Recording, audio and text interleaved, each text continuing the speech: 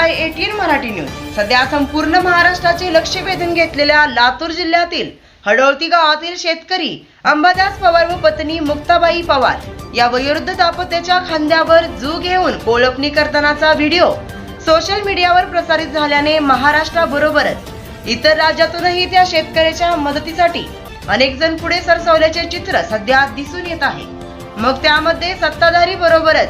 विरोधी पक्षातलेही आजी माजी आमदार या शेतकऱ्याच्या बांधावर येऊन भेट देत आहेत व त्यांना आर्थिक मदत करताना दिसून येत आहे। आज राष्ट्रवादी काँग्रेस शरद पवार पक्षाचे महाराष्ट्राचे सरचिटणीस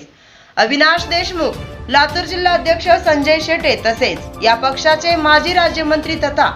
अहमदपूर चाकूर विधानसभेचे माजी आमदार विनायकराव पाटील यांनी अंबादास पवार या वयोवृद्ध शेतकऱ्याच्या बांधावर जाऊन त्यांची भेट घेतली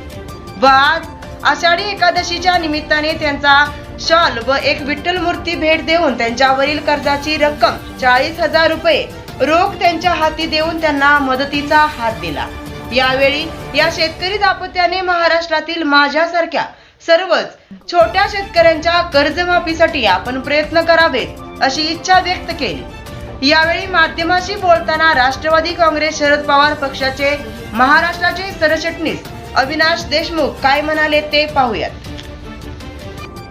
गेल्या आठवड्यात 5-6 दिवसापासून महाराष्ट्रात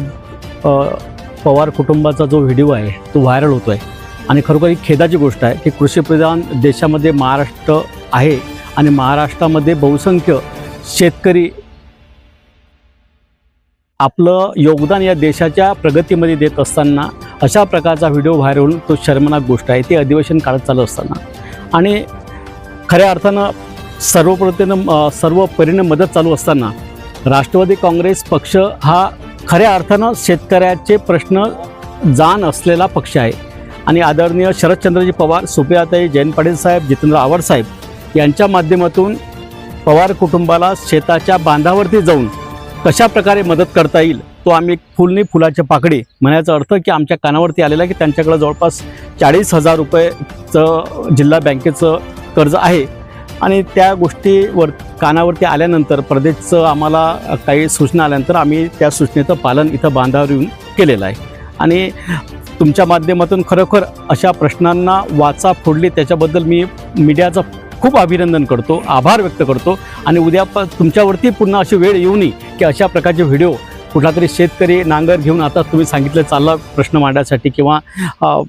खांद्यावरती घेऊन नवरा बायको या वयामध्ये शेतीचं नांगरण करतात, हे फार वेदनादायी आणि क्लेशदायक अशा व्हिडिओ बघताना मीच नाही संपूर्ण महाराष्ट्र 9 कोटी 12 कोटी महाराष्ट्र हा बघण्यासारख्या ह्या गोष्टी नाही आहेत। आव्हाड साहेब आता मला वाटतं हां हो मला G24 तुमच्या मुंबईच्या याच्यावरूनही खूप हे आलंय।